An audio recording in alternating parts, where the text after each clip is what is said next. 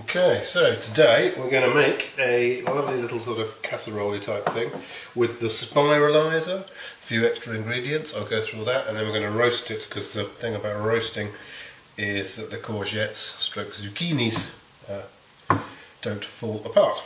So you can do your own variations on this theme, but the basis of this is 2 large courgettes, nicely sliced at the end, so they can kind of balance, which we'll see on the spiralizer later.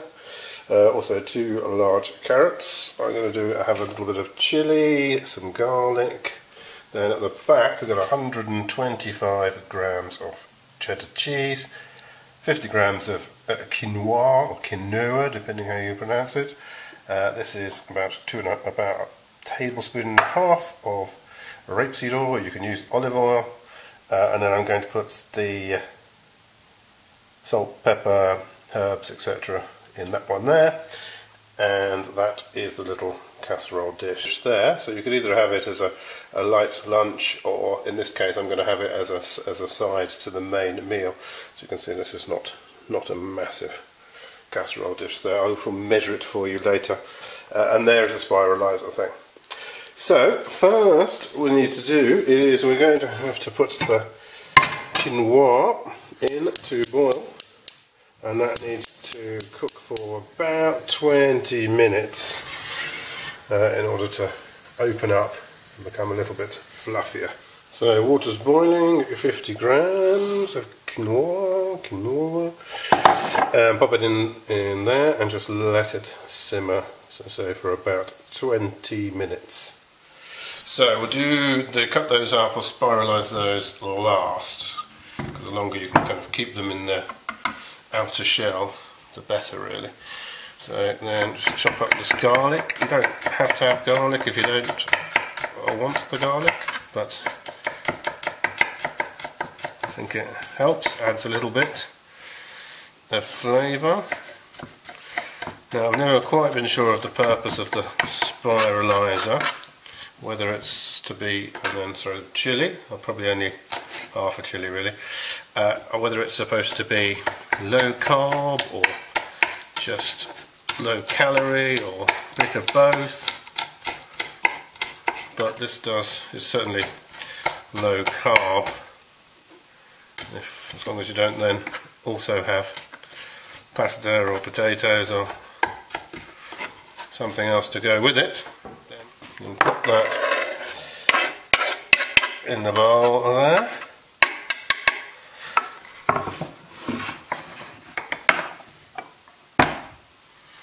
And I shall add all the other bits and bobs that you want to put in with that. So some pepper,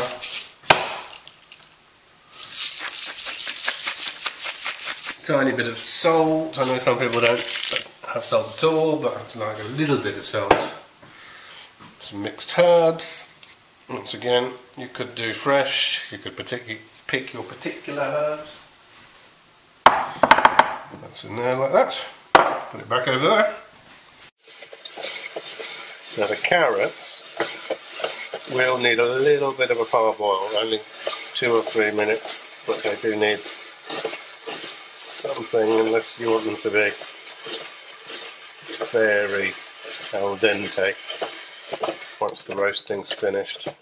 This particular one always leaves a bit at the end. I'm not sure if that's so with every model. There you go.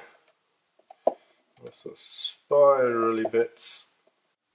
In the meantime, as we're nearly there, I'm just going to set the oven, top oven, because we don't really need a fan for this one, 200-ish degrees, and that should be nice and hot by the time we're ready to use it. Okay, so in there. Lovely job. All that water's now gone through into the carrots. And we can just put the carrots nicely on the stove.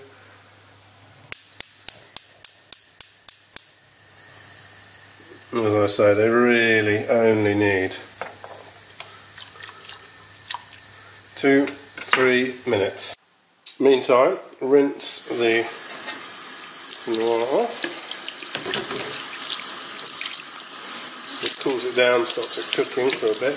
You don't really need it cooking anymore, and we want to be able to mix it with all the other stuff by hand. So always helps not to burn yourself. Put that to one side. Pop it on. So now let's spiralise the courgette now.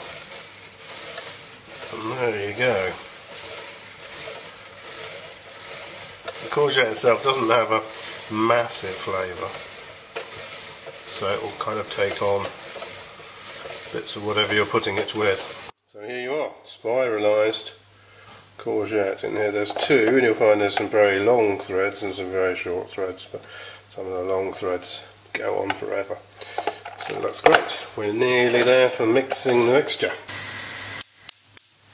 Turn it off, and there you are, the carrots now suitably softened, and all come out there.